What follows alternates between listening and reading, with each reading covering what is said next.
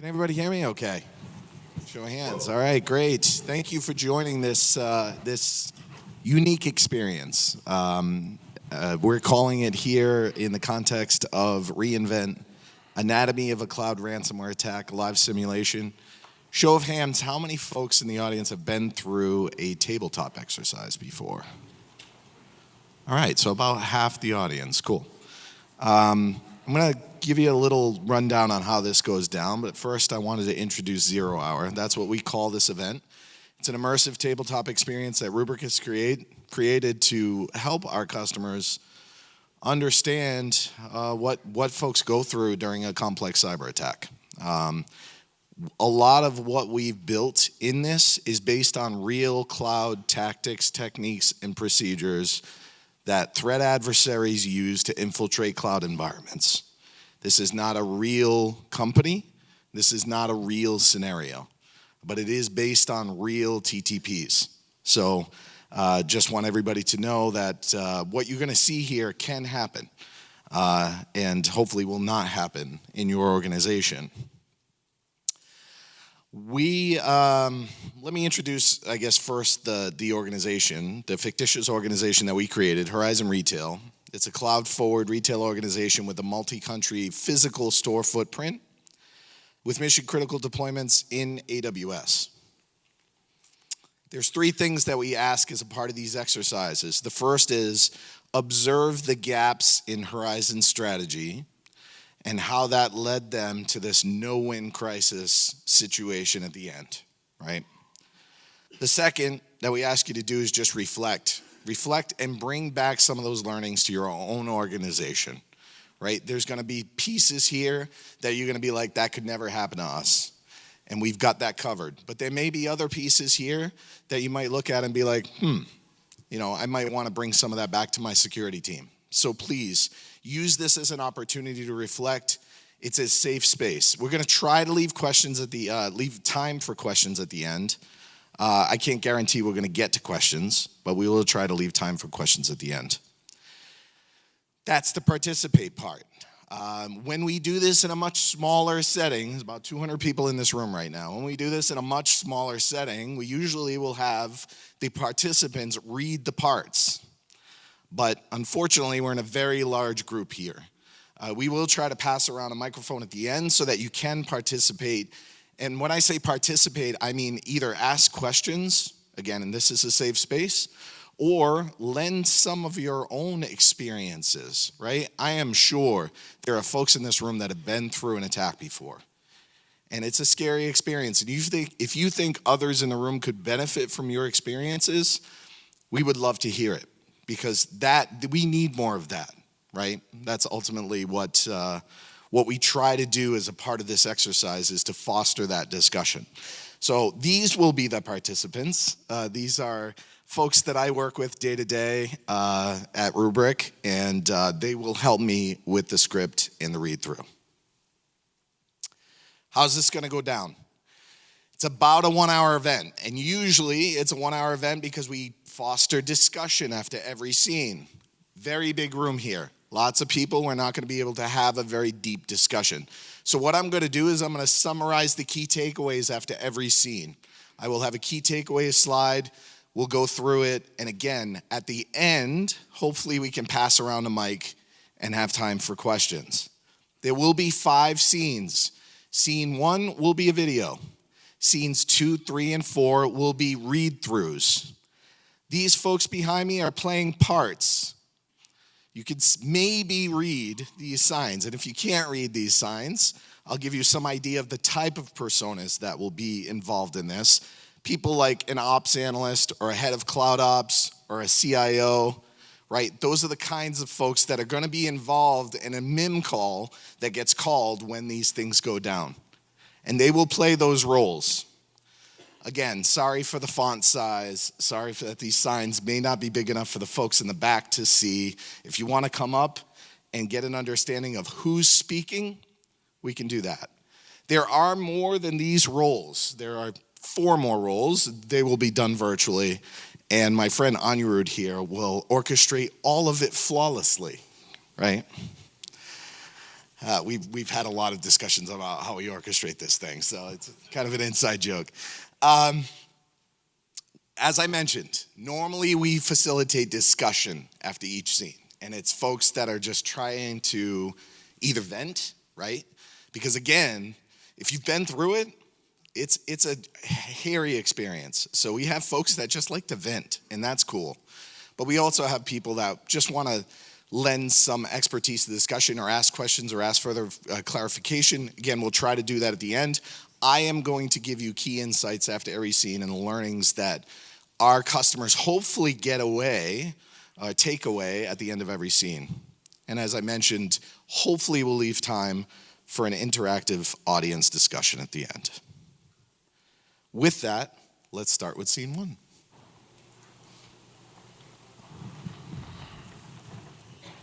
The modern enterprise is a marvel of efficiency.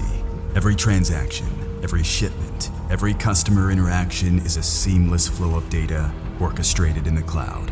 The business is the application, the database, and the cloud services that run them. But what happens when the cloud that powers it all falls? We are inside the IT Operations Center, a room that is usually quiet at this hour.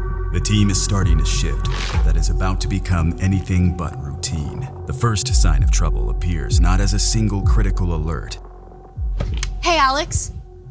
but as a chorus of discordant data points. Can you look at this? Yeah. The write latency on the primary EBS volumes is through the roof, but read I/O is completely flat. That's weird for a Sunday morning. Well, yeah, you're right. It's not a DDoS attack. External traffic is normal. I mean, we haven't even pushed the new code since last Friday. It's like a single process, just keeps writing over and over. What about the S3 buckets? Checking now. Oh, wow. I'm seeing thousands of API calls per minute against the critical buckets. Put object, delete object versions. Oh, let me see. Since the object names, they're all being rewritten. There's a new suffix. Locked. This is not a runaway script. This is hostile. This is an active attack.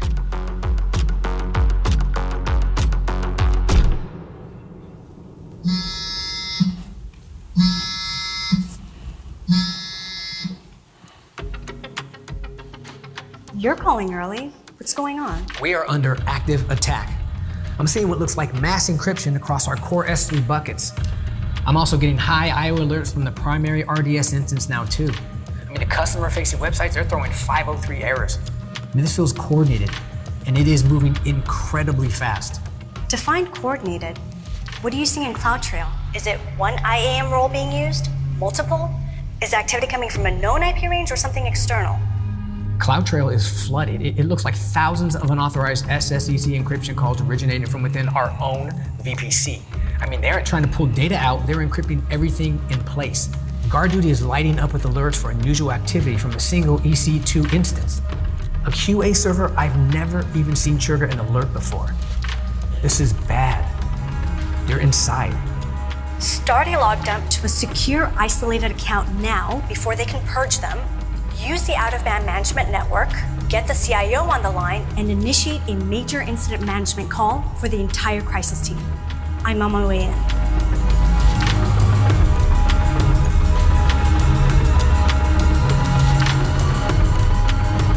By 6:30 a.m., the first members of the crisis team are online. Give me the situation report. And blast radius is not an answer. I need application names, business units impacted, and a preliminary assessment of potential data loss. It's a sophisticated ransomware attack, and it appears to be centered on our US East 1 region.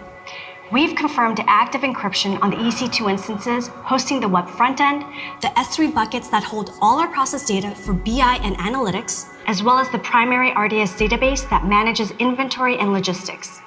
We've also found a ransom note in the root directory of a dozen servers. Let me be clear about what that means. If that RDS instance is compromised, the stores are operating completely blind. The handheld scanners in our warehouses that associates use for picking orders are effectively bricks. The system that optimizes truck routes for daily restocking is offline. The point of sale systems can't even validate gift card balances or process returns correctly. From in-store staffing to deliveries and inventory intake, we have to assume every single digital service that touches a physical store is either down or about to go down. Yeah, this isn't just a website outage. This is a direct, decapitating strike against our core retail operations. I mean, the East Coast stores are scheduled to open in less than 90 minutes. I'm activating the full incident response plan. Get the entire crisis team assembled. I need the CISO and the general counsel on a call in the next 15 minutes. We need to decide if we even open the stores. Just to reiterate, we can't just reboot the servers. This isn't a hardware failure or simple outage. This is a hostile takeover of our environment. Every move we make has to be deliberate, or we could accelerate the damage. All right, very dramatic.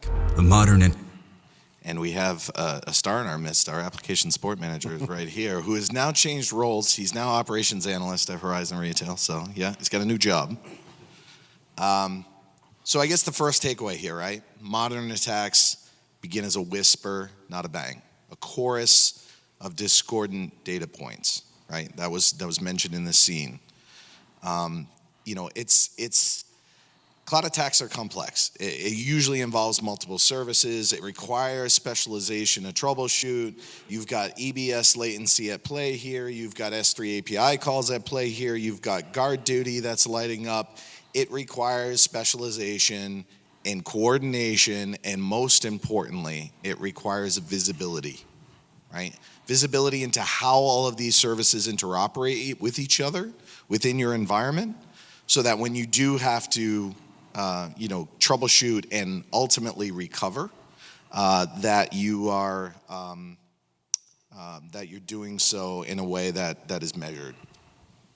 The second thing, cloud attacks, and this was, again, very dramatically said in that scene, direct decapitating strike on our retail operations, they are business attacks, right? Your business runs in the cloud. An attack on a core data service like a database or object storage, it can paralyze everything in your environment. And most organizations haven't mapped the dependencies between their critical business functions, right?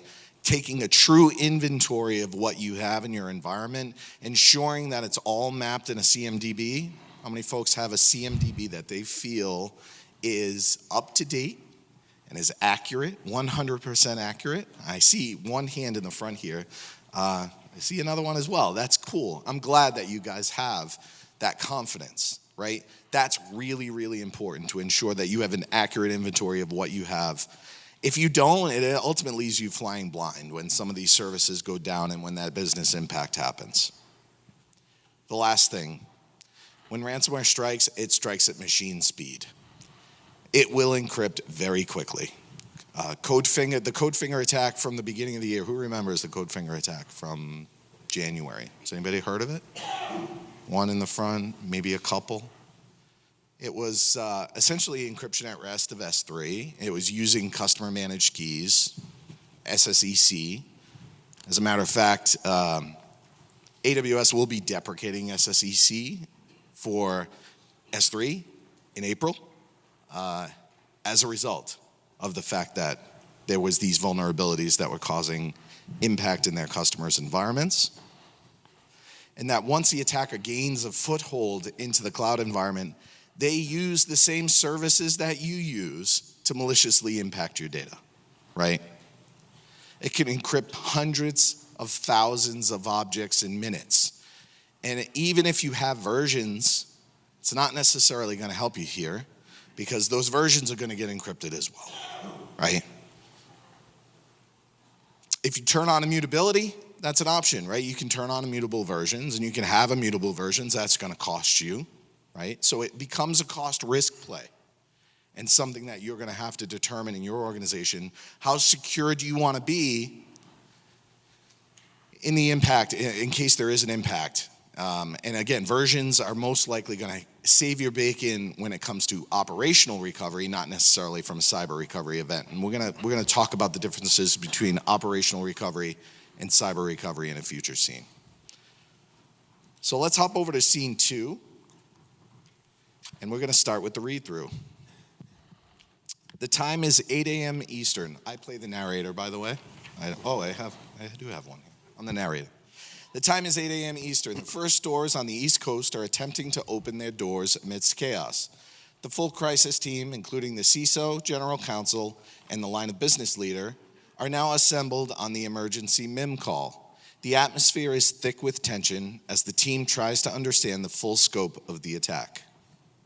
Our forensics analysis of the logs have given us a much clearer picture. The initial point of entry seems to be social engineering. They called the help desk and somehow got credentials for a standard employee account.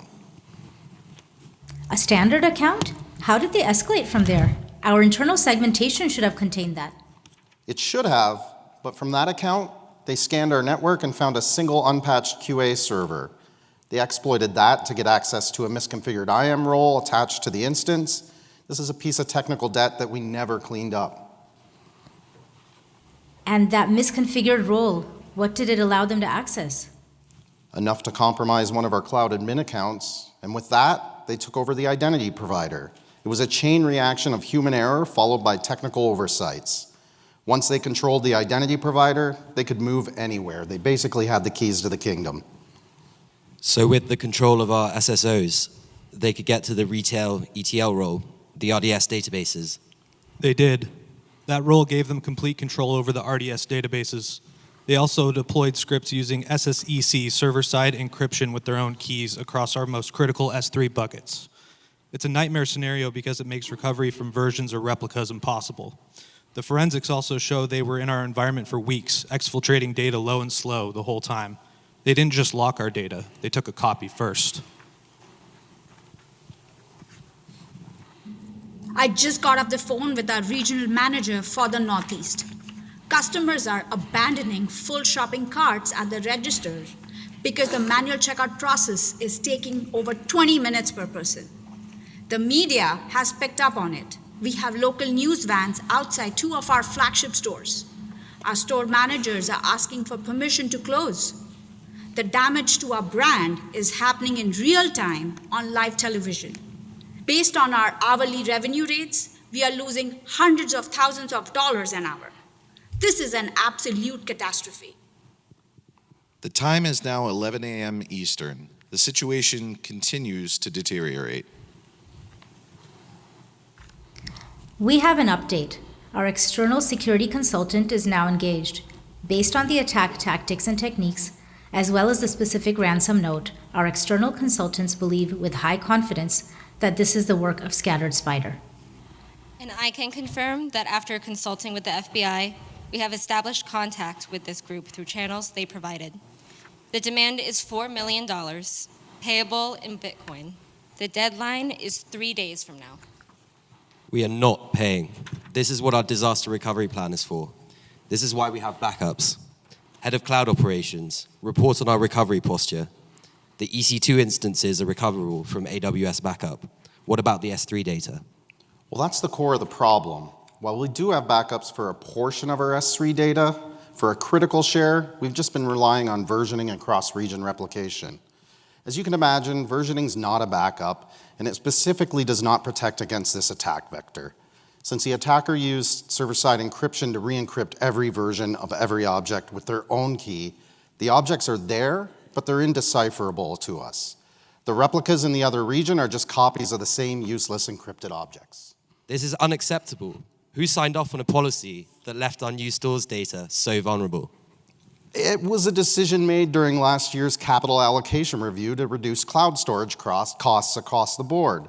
The risk was documented and formally accepted with the understanding that versioning would mitigate the accidental deletion. Nobody anticipated an attack of this sophistication. How much data are we talking about? How bad is the S3 data loss? It's a severe loss.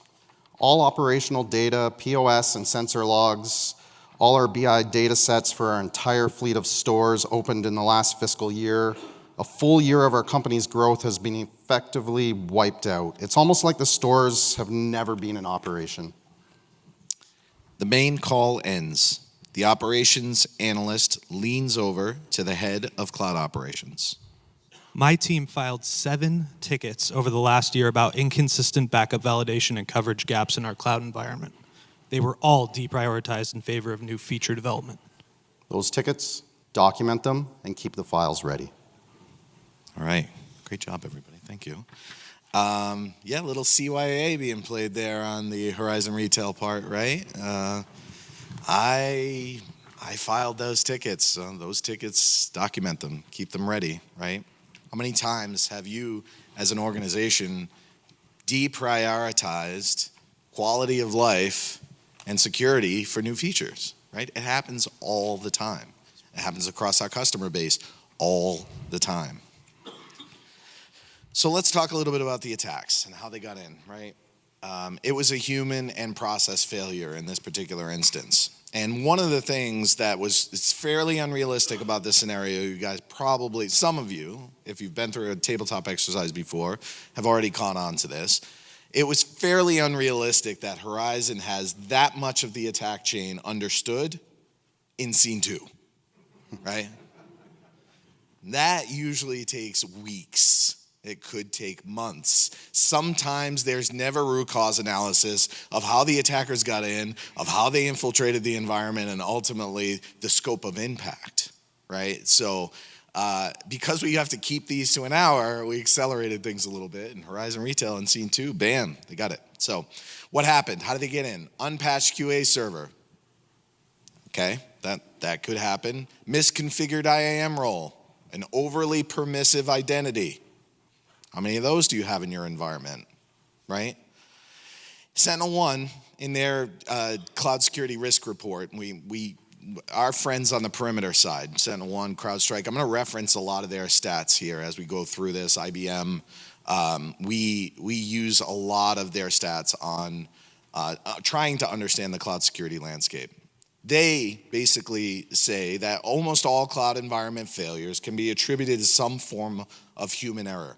In this particular instance, it was a socially engineered credential that they got a hold of. Once they got a hold of that socially engineered credential, they found the retail ETL role, which was essentially an overly permissive identity that gave them cross-account access. Once they had cross-account access, read-write cross-account access, they had the keys to the kingdom, right? CrowdStrike, in their report, that abuse of valid accounts is the primary initial access vector for cloud breaches. It's about 35% of all cloud incidents come from abuse of valid accounts. Attackers are not hacking in.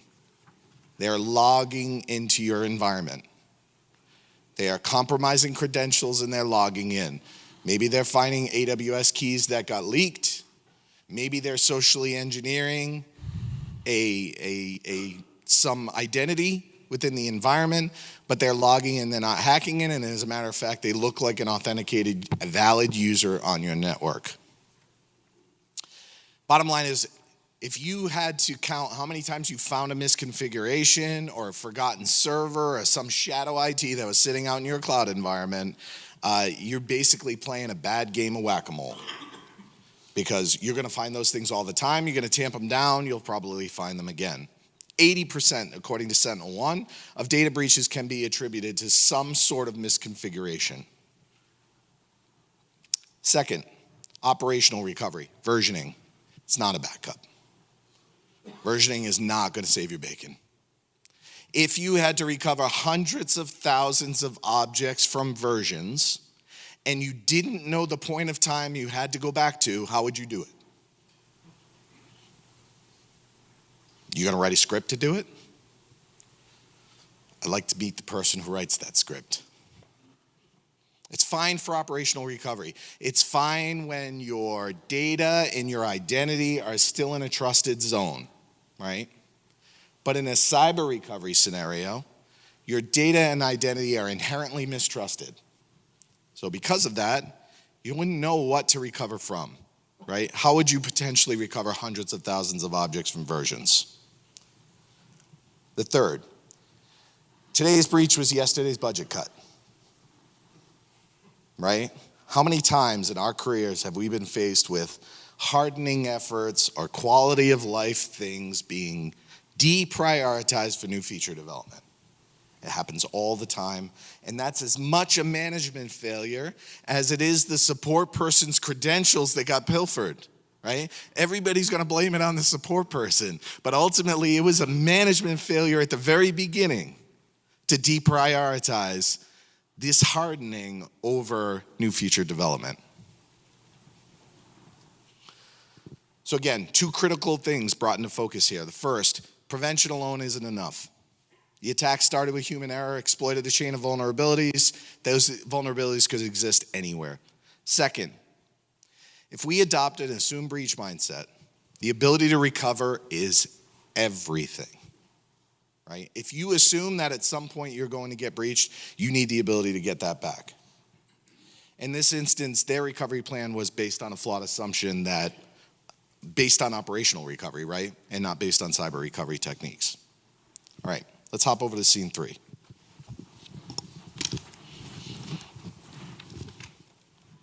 The time is 9 p.m. on Sunday evening. The teams in the IT Operations Center have been working for 15 hours straight. The initial shock of the attack is worn off, replaced by a grim, bone-deep exhaustion. The mood in the room is heavy with the weight of finding a path to recovery, as every attempt so far has ended in failure. I've mounted the 10th EBS snapshot from our backup vaults. I'm running a deep forensic scan on it now, but it takes nearly an hour to scan each terabyte. At this rate, it will take us days just to validate the backups for a single critical application. We're looking for a clean needle in a mountain of infected haystacks. I know it's slow, but we have to be certain. They were in our environment for more than a month. They knew our backup retention policies better than we did. They waited until their malware was replicated across all of their recent restore points before they launched the main attack. We're not just fighting encryption, we're fighting their 30 days of reconnaissance. And this is a completely manual hit or miss process. Our backup tools have served us well for operational recoveries, but I'm only realizing now that they're greatly lacking in dealing with such sophisticated attacks. They were never designed to withstand a direct malicious assault by an attacker with admin credentials. And they can't even tell us which backups are safe. Wait, I think I have something. An EC2 snapshot from 2 weeks ago, just before we believe the main malware was planted. The initial scans, they look clean. The rootkit signatures aren't there. It's a risk, but it could contain a time-delayed payload that our scanners are missing. But it's the best lead we've had all day. It's the only shot we have. Let's do it. Kick off the restoration process into a new, completely isolated VPC. What's the ETA? If we push it and if everything goes right, we can have a test environment of our core application up by midnight. The time is now 1 a.m. on Monday morning. For the first time in nearly 24 hours, there is a flicker of hope in the room. On a monitor, the core application is initializing in a clean environment. We are online. The app server is up and the database is connected. We are running the first test transaction now. And it worked. For about 5 seconds it worked. We were cheering. Wait, no. The dashboard just died. CPU utilization is pegged at 100%, and the file system, I can see it happening. The files are being re-encrypted right now. How's this possible? We scanned that snapshot. It was clean. The malware must have been dormant. It was waiting for a specific event, a connection to a database, a specific API call. It was a time bomb, and we just triggered it. Shut it down now. Terminate the instances now. The time is 2 a.m. The brief moment of hope has been utterly extinguished. On the video conference, the faces of the CFO and the general counsel appear. They look grim. The CIO has to deliver the bad news. I'll get straight to the point. The financial consequences are severe. Our financial modeling for Sunday shows a loss of over $1 million. Our stock is projected to open at least 8% down. That's $500 million in market cap. Are you now telling us that our only viable backup has just failed and we're essentially back to square one? Time is of the essence. It was a significant setback. The attack is more complex than we anticipated. The team is now working to analyze much older restore points. I appreciate that we're all understandably tired and that your team is working incredibly hard. While I value your technical explanation, My primary concern is that the company seems to be in a financial freefall, and that's worsening every hour. To put it bluntly, what is the plan here? While you formulate one, I must inform you that we have received another email from the attackers. They have seen our failed recovery attempt. They're raising the ransom to $6 million. They feel they have the upper hand, and legally they might. The story is now being picked up by national news outlets. We are losing control of the narrative. Yeah, tough spot. This keeps getting tougher for Horizon. So the primary objective of the attackers, first, is to go after your backups, right? If they can go after your backups and they can infiltrate your backups or poison your backups, you have no recovery, and their chances of getting paid just incrementally went up significantly, right? They use that long dwell time, the time that they're doing reconnaissance in your environment, to study your recovery policies and to ensure that the malware is planted and across any of the restore points that you have. And ultimately, our own research has found that 93% of organizations reported malicious attackers attempting to impact data backups during a cyber attack. It happens in every cyber attack, basically, that they're looking for the backups and to poison those backups so that obviously you have no recovery. But that clean backup, if you really don't find clean, that clean backup could be your ticking time bomb, right? In this particular instance, there's one thing that Verizon Retail did right here. First thing is that they had it recovered in an isolated VPC. So they had an isolated account in a separate VPC where they instantiated these backups, right? And that is important. Everybody in this room should have an isolated recovery environment or accounts that they recover from that should be separate from your primary identity domain. I can't stress that enough. Credential isolation is really, really important in the cloud.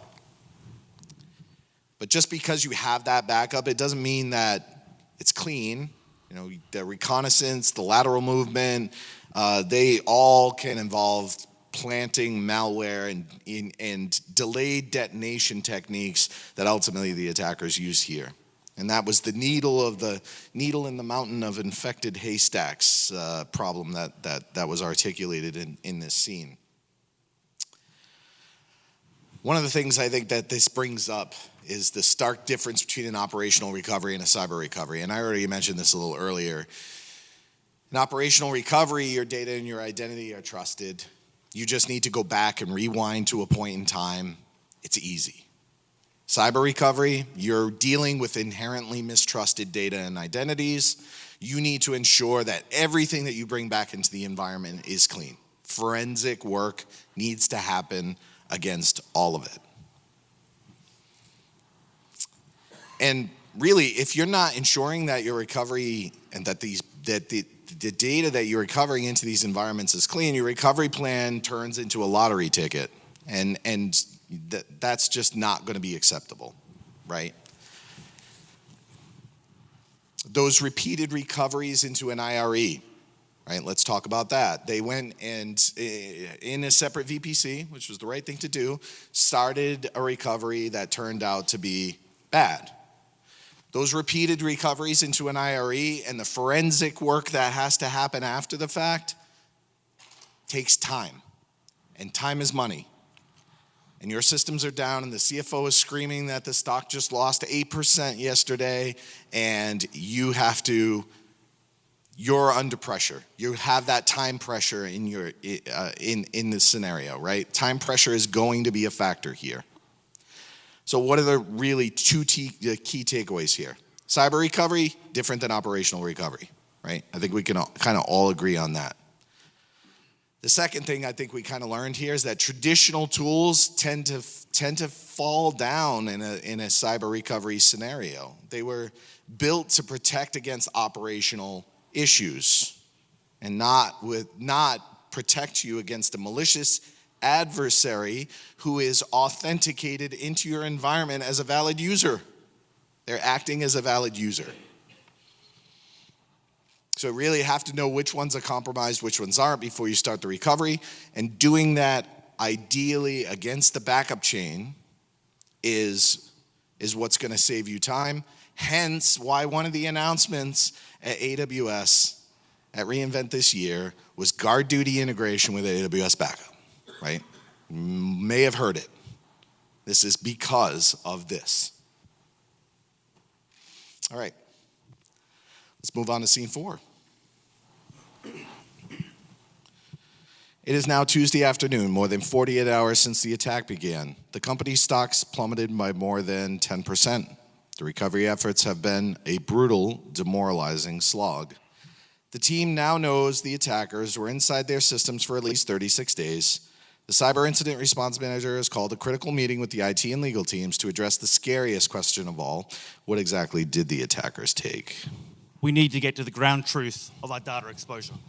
The integrity of our S3 inventory is now in question, especially considering the lost data. The legal team needs an accurate inventory of the compromised S3 data, specifically what type of data was in those buckets.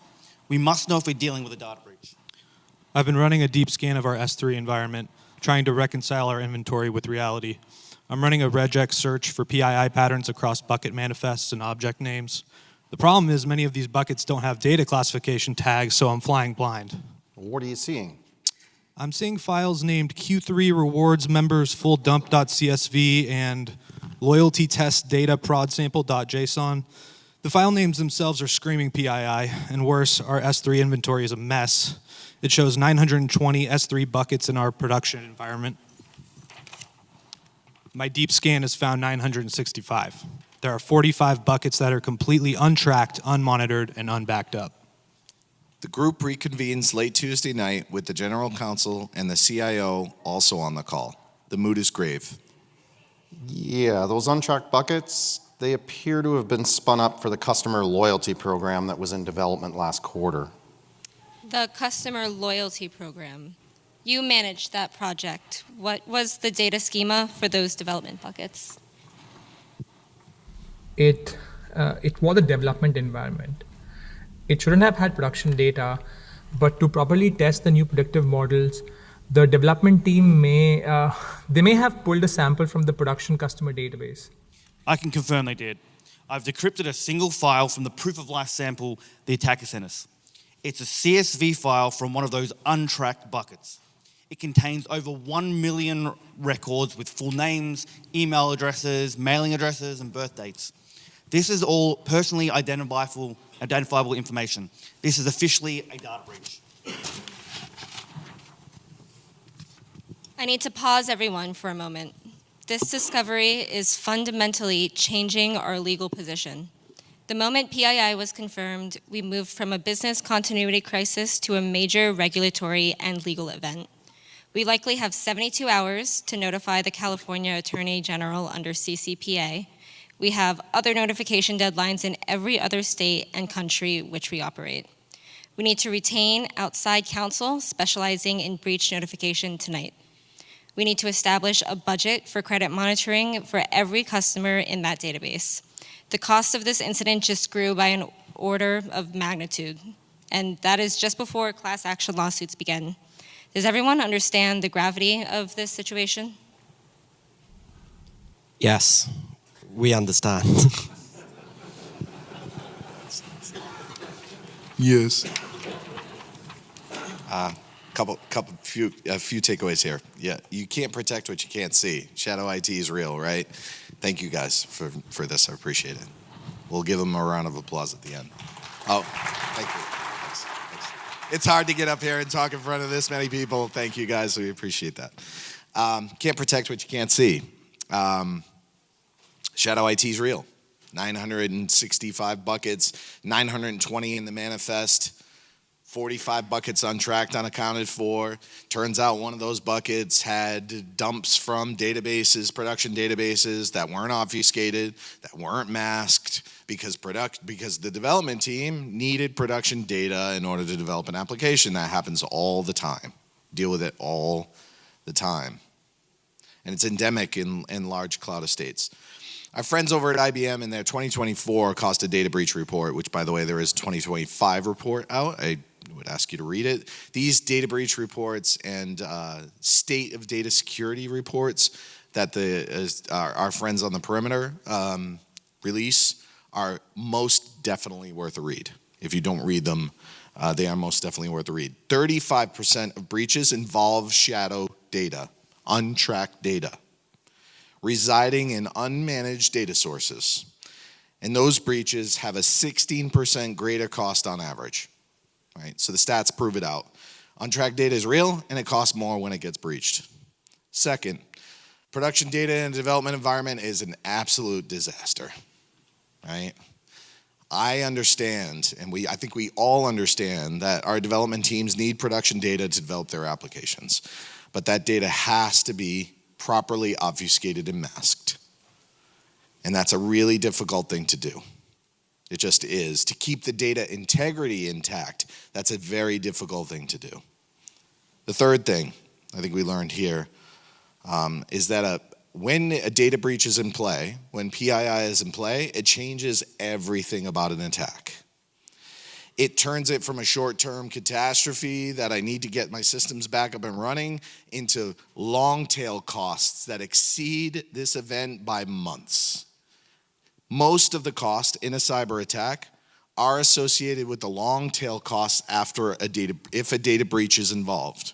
And those long-tail costs include brand damage, customer loyalty being impacted, regulatory fines, class action lawsuits, LifeLock subscriptions.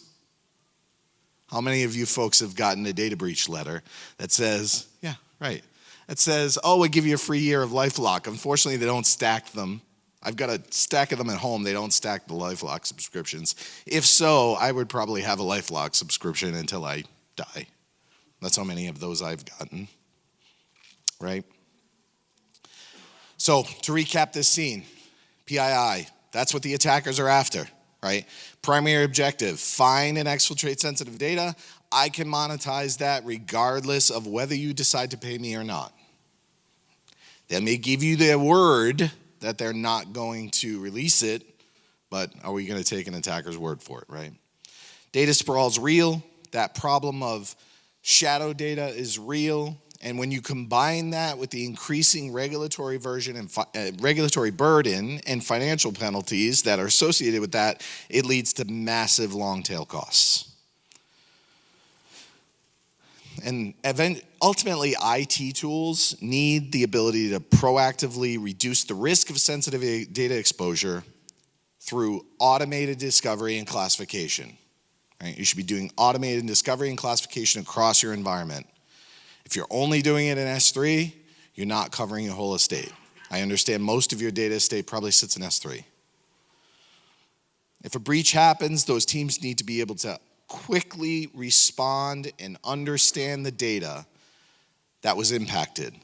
There are breach reporting requirements. In California, that's 72 hours. That was modeled after GDPR, which is an EU standard. The EU has a standard across the board for reporting after a data breach. California created their own data privacy law. There are data privacy laws on the books in most of the states in this country, which means that if there is a data breach, you have to find counsel that specializes in reporting that to the state's attorney general across all of the states in which your organizations do business. And if you're talking about Europe, if you do business overseas, if you're a global organization, you are beholden to their regulations as well. Those regulations have teeth, significant teeth. GDPR, I think, is 2%, maximum fine 2% of overall revenue.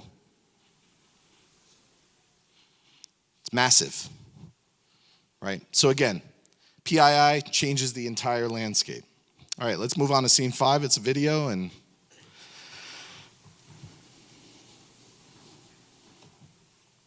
it has been 3 days. 3 days of failed recoveries, mounting losses, and public humiliation. The company's leadership is now assembled for a final, agonizing decision. So a full clean rebuild of our environment from the ground up will take at least 3 weeks. Given the sophistication of the malware in our backups, that is the most realistic estimate. Direct revenue loss currently stands at $3.4 million. Our projections show that we'll continue to lose nearly $1 million for each additional day of significant outage. We're hemorrhaging money by the day. I must advise, in the strongest possible terms, not to pay these criminals. It's rewarding their actions and funding their next attack on another company. We get a decryption key that might not even work for data that we're gonna have to scrub and validate for weeks. This doesn't get us any of our data back, and it absolutely doesn't remove the attackers from our environment. It paints a giant target on our back for every ransomware group on the planet. We have to rebuild. It's the only way to be sure we're clean.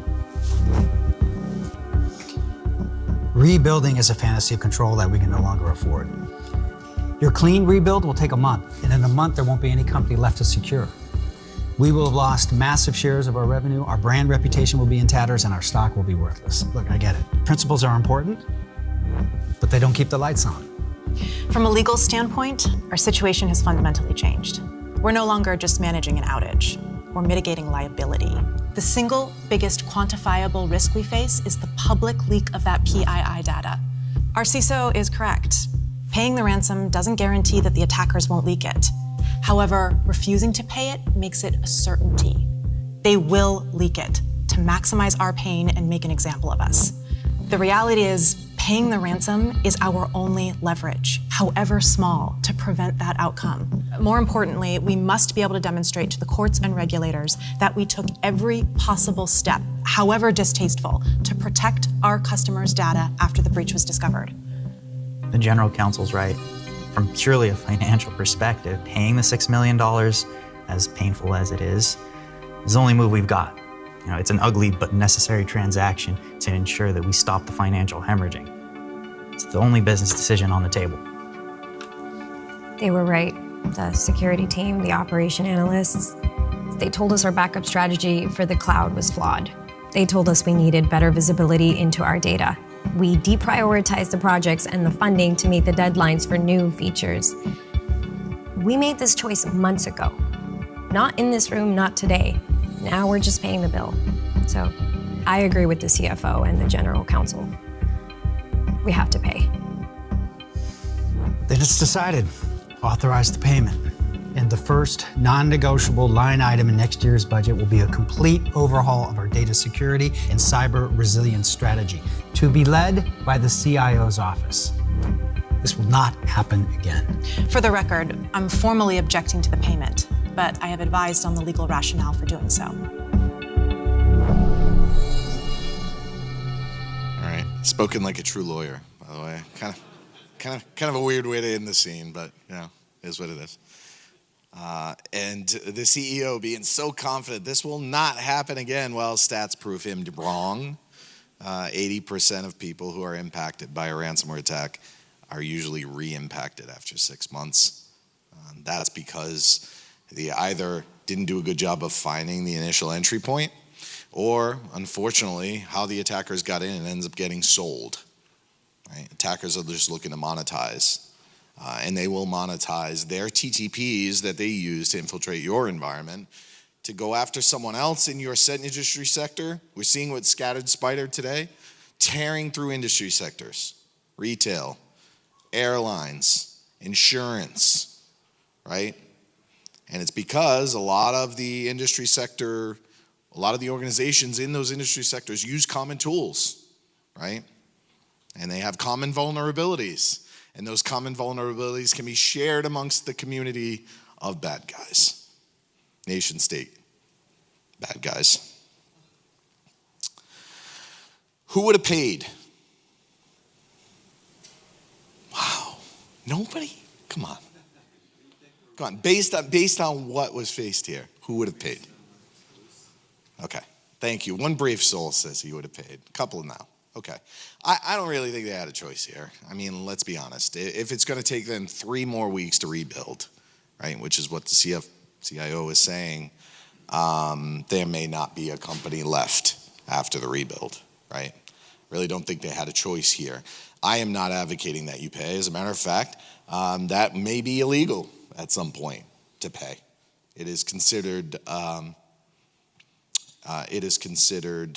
paying essentially a hostage fee to a nation-state actor who are enemies of the U.S. So it may become illegal at some point. Ultimately, paying is a decision, it's a business decision. I really didn't think Verizon had much choice here, just based on what they were faced with. When a clean recovery is impossible, the focus shifts from financial survival to mitigating the legal liability, right, of a leak, of a public data breach. Second thing, and I thought that's really, I love this statement, that choice was made months ago, we're just paying the bill now, right? That is ultimately what happened here. That choice was made last year. They deprioritized security investments. They accepted those risks. This is a management failure as much as it is a failure of the person whose credentials were lifted, right? And that's the typical push-pull in any organization. That constant trade-off between investing in cyber preparedness and velocity, right? Ultimately, we believe that true cyber resilience is the power to say no, the power not to pay. And in order to do that, you have to have certain things in place that we're going to go through on the next slide. According to our own research, 39% of IT and security leaders believe that their board of directors or C-suite have little to no confidence in their organization's ability to recover critical data. That's a pretty sobering statistic.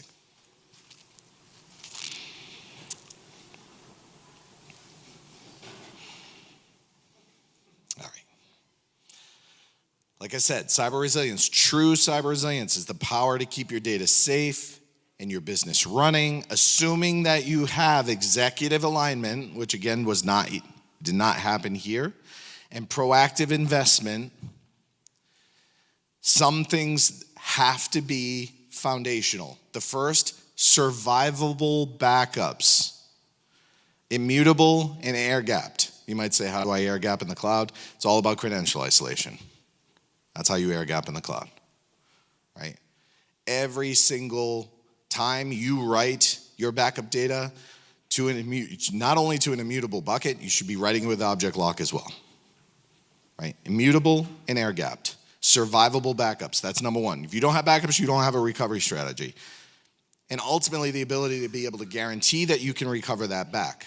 Now, the other things that I think are really important when we talk about resiliency is understanding the type of data you have and who has access to it.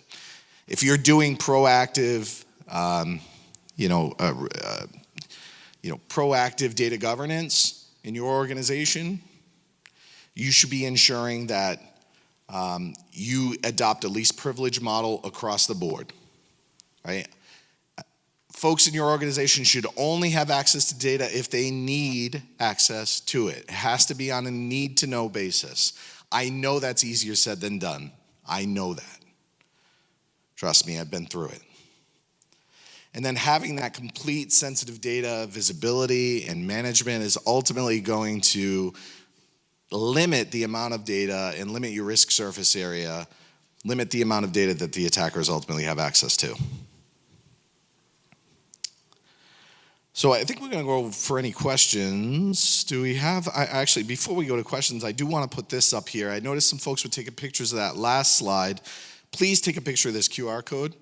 Go and visit Rubrik's website. Please stop by our booth. We've got a massive booth on the expo floor.